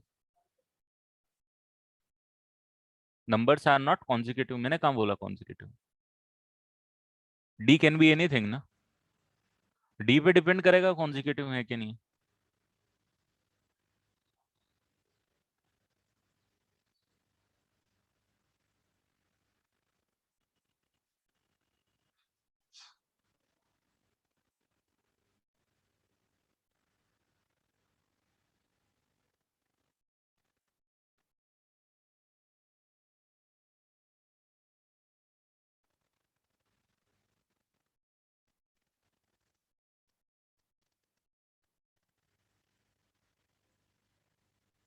of AP, हाँ इसकी जगह मुझे ये लिखना चाहिए कि if the sum of three numbers which are in AP,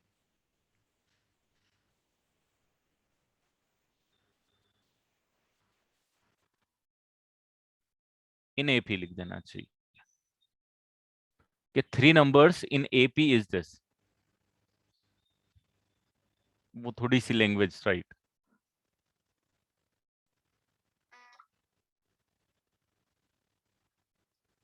तीन नंबर्स हैं, तीनों एपी में हैं और उनका सम 24 है। ठीक है, वो थोड़ा सा मैंने मन से क्वेश्चन दिया था, मतलब लैंग्वेज मन से थी तो थोड़ी सी गलत हो गई।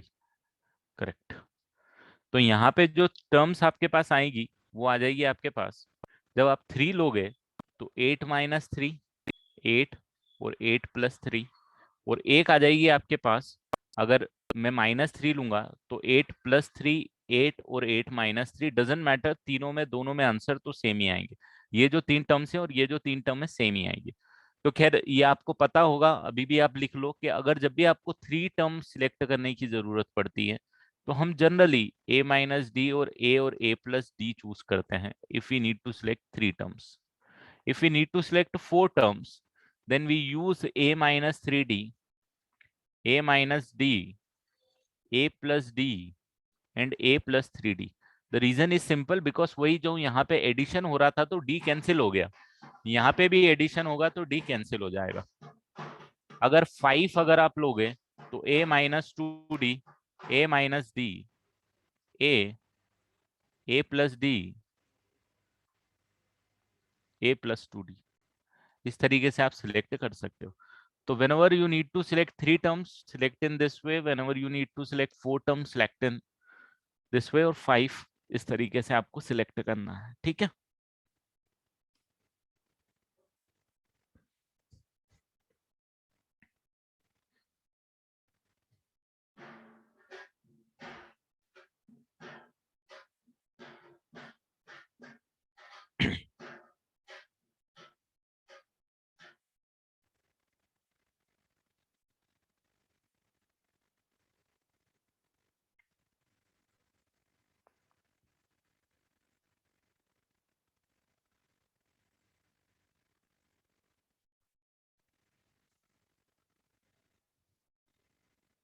एक और क्वेश्चन कराता हूं।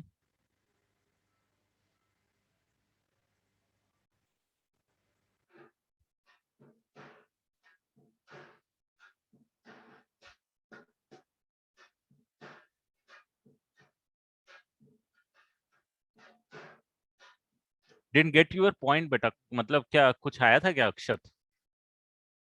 आई am not updated at all. Tanmay उसमें एपी में नहीं आएगा बेटा जो तू बोल रहा था, क्या आया था जरा बता, बोल दक्ष। Sir, I'm asking if we take a + d, a + 2d, तो फिर d कैंसिल नहीं क्वाड्रेटिक होगा? बन के सॉल्व होगा बेटा, सॉल्व हो जाएगा लेकिन? सॉल्व तो हो जाना चाहिए, दो इक्वेशन दो वेरिएबल। अच्छा ओके सर। सर और जो फोर्थ वाला जो आपने किया है उसमें all those numbers will still be in AP because -3d हो रहा है ना? नहीं वो तो एपी में तो है ही है, क्योंकि इसमें 2d ऐड करेगा तो ये, इसमें 2d ऐड करेगा तो ये, इसमें टू, मतलब इसमें कॉमन डिफरेंस वाज 2, इसमें common difference is 2d, okay okay sir. और इसमें कॉमन डिफरेंस इज d।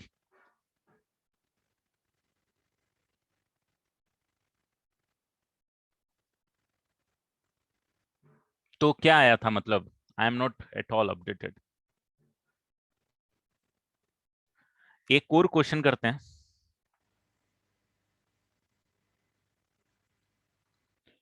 उसके बाद कुछ प्रॉपर्टीज आती हैं एपी की, वो प्रॉपर्टीज करेंगे। तो सबसे पहले एक छोटी सी चीज बता देता हूं, फिर एक क्वेश्चन करा दूंगा।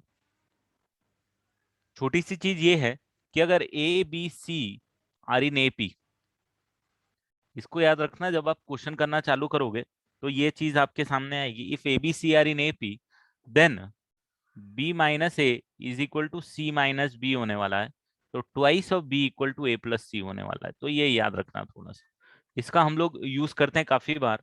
या फिर फर्स्ट और लास्ट टर्म का addition by 2, is equal to b होने वाला है। दोनों बात वही है, 2 को उधर रखो या उधर रखो, डजंट मैटर।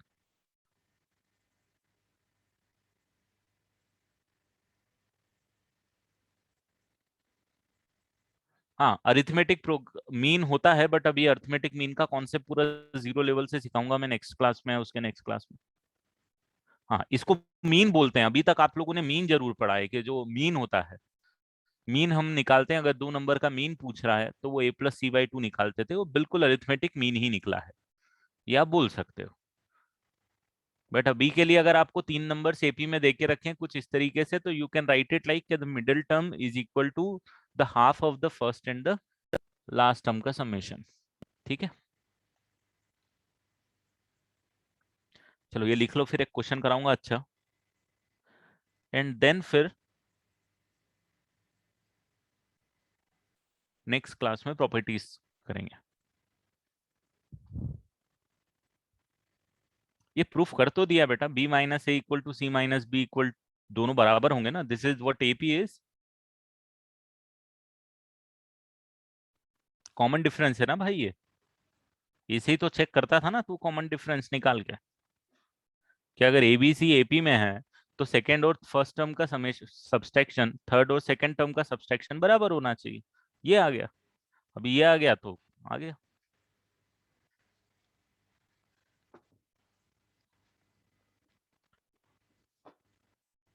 चलो एक क्वेश्चन करते हैं। 1 में √(a1) प्लस √(a2) प्लस 1 में √(a2) प्लस √(a3) प्लस 1 में √(a3) प्लस √(a4) टिल करते जाओ। 1 में √(an-1) plus √(an) is equal to, you need to prove that this must be equal to, या आप लिख दो कि k की वैल्यू निकालो, k is equal to √(a1) plus √(an). what is given to you? the given information is a1, a2, a3, ये kp बना रहे, एंड k की वैल्यू क्या है, that you need to identify. that is my question.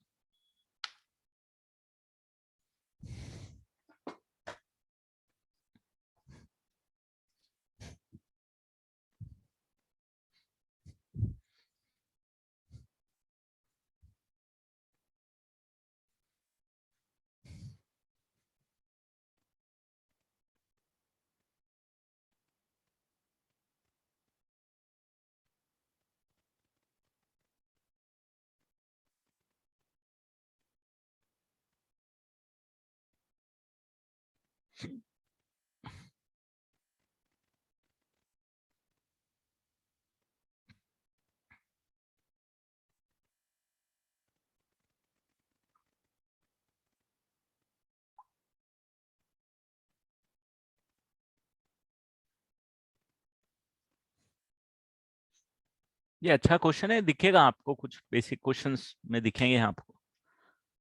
थोड़ा सा I think अपन को speed बढ़ानी पड़ेगी, ऐसा लग रहा है मेरे को, क्योंकि एपी अगर 3.5 क्लास ले लेगा।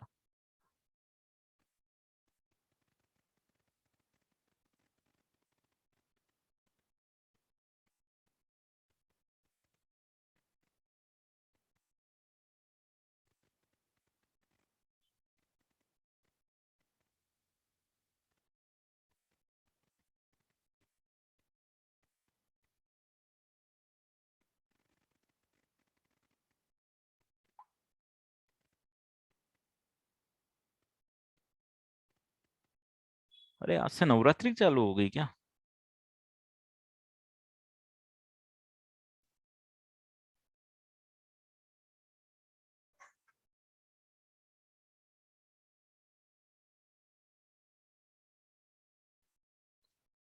आजकल व्हाट्सएप ही बताता है यार क्या चालू हो गई क्या नहीं हो गई, आइडिया ही नहीं लगता लाइफ में क्या चल रहा है। ऑनलाइन ने पूरी दुनिया अलग कर दी है।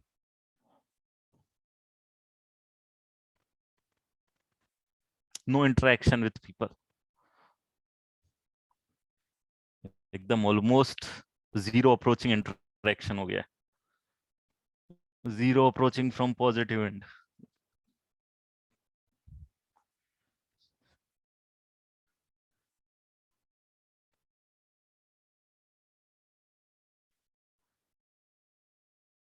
चलो ये वाला क्वेश्चन करते हैं।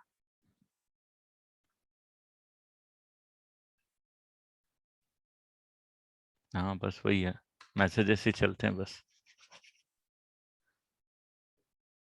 इसीलिए तो आप लोगों ने बोला तो। हाँ राहुल सही है आंसर तेरा,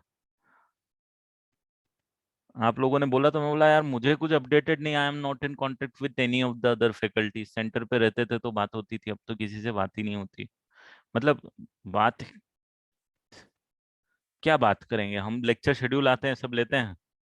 ऑफलाइन होते थे तो बीच में जो गैप होती थी सब लोग साथ में बैठते थे तो हमारे इंटरेक्शन भी होते थे तो हमको भी पता चलता था। अभी no interaction with other faculty as well, आपके भी no interaction with other students. चलो इस क्वेश्चन को सॉल्व कर लेते हैं जल्दी से। ये जो पहली वाली टर्म उठा रहा हूं सिर्फ,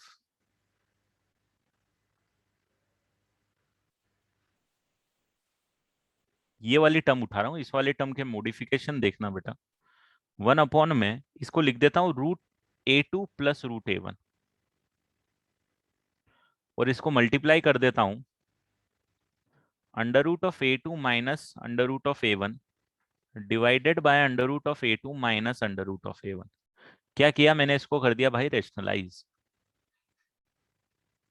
हाँ एक सेकंड में, अब रेशनलाइज कर दिया तो न्यूमरेटर में बचा मेरे पास √A2 माइनस √A1, और डिवीजन में क्या बचा, डिवीजन में बचेगा A2 माइनस A1, है ना। A² माइनस B² का फंडा लग जाएगा, तो √A2 minus √A1 divided by D बच जाएगा। ये बच जाएगा आपके पास पहली वाली टर्म।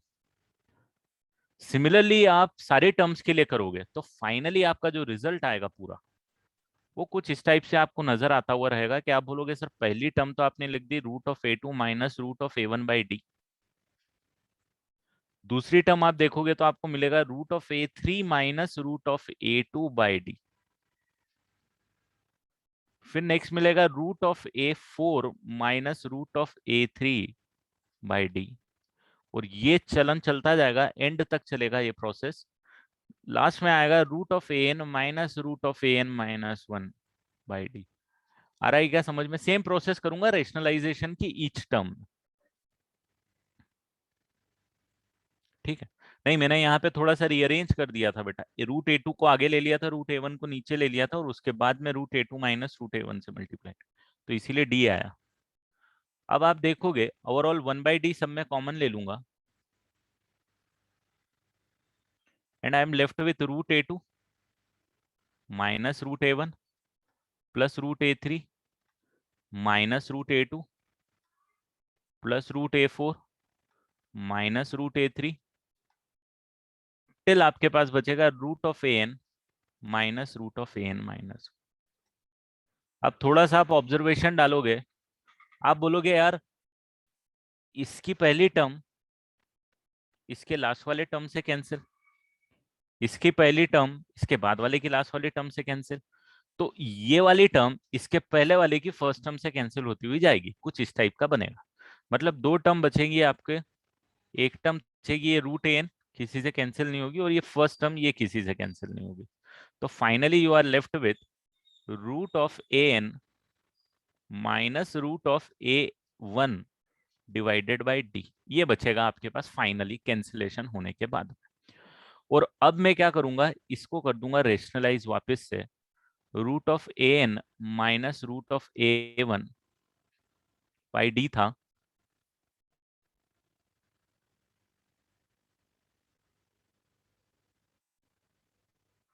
बेटा ये कैंसिल होता जाएगा ना, आप ये प्रोसेस देखो ना पूरी चलती जाएगी भाई।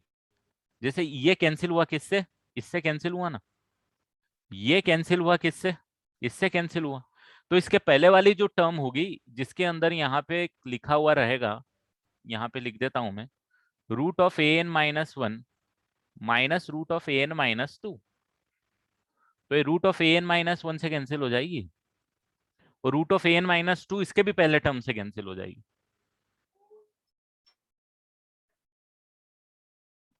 आया वेदन समझ में? नहीं वेदांत नहीं, किसने पूछा था, जिसने भी पूछा था उसके पहले। अब आप क्या करोगे, इस स्टेप के बाद आप कर दो rationalisation root of n plus root of a one से।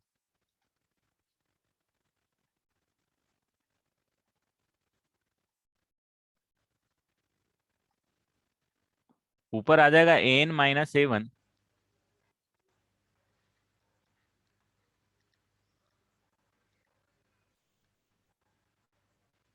ये आ जाएगा, and root of n minus a one को आप एन को लिख सकते हो a one plus n minus one into D.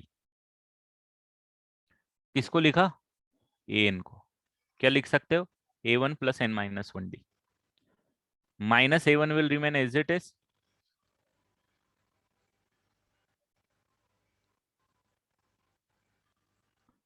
A one cancel, n minus one into d divided by d root of n plus root of a one, d D cancel, you are left with n minus 1 divided by root of n.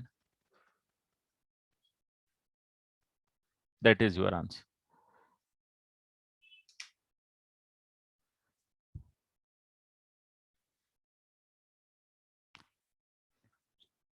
Directly multiply करेगा राहुल तो कुछ मिलेगा नहीं ना।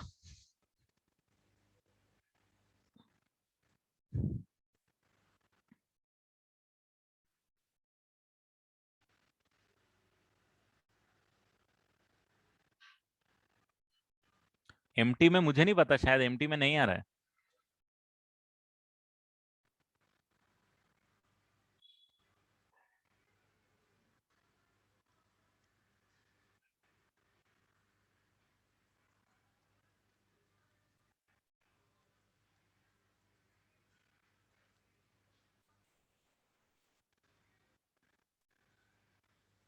नहीं नहीं,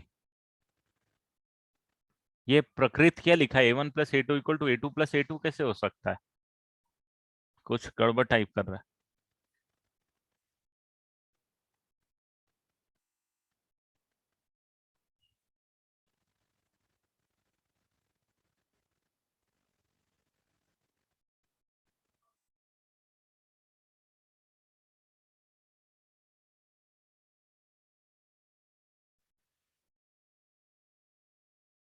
चलो ठीक है, that's all, I am done for today.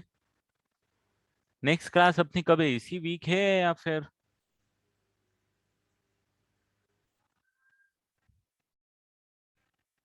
Saturday है ना?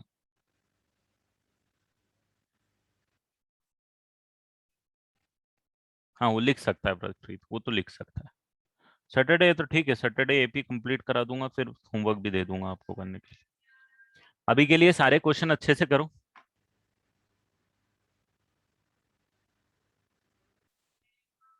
बेटा रूट ए फोर आप समझो, ये जो रूट ए फोर है, ये रूट ए फोर जो है, ये इसके नेक्स्ट टर्म में माइनस रूट ए फोर से कैंसिल होगा ना बेटा। ये टर्म कहां तक जा रही है, देखो ना, ये टर्म तो चलते जा रही है एन तक, तो इसका नेक्स्ट टर्म यहाँ पे क्या होगा, root of a five minus root of a four होगा ना। तो root of a four cancel होगा। आया सिद्धांत समझ में, प्रोसेस चलती जा रही है कैंसिलेशन। इसको डिटेल में पढ़ेंगे, इस प्रोसेस को हम, टेलीस्कोपिक नाम है इसका, इस चैप्टर के एंड में, अभी तो 4-5-6 लेक्चर बाद।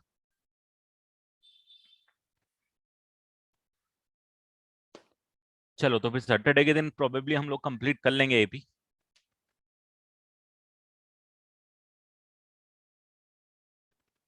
चलो then, on that note I will end the lecture. Bye bye and take care everyone.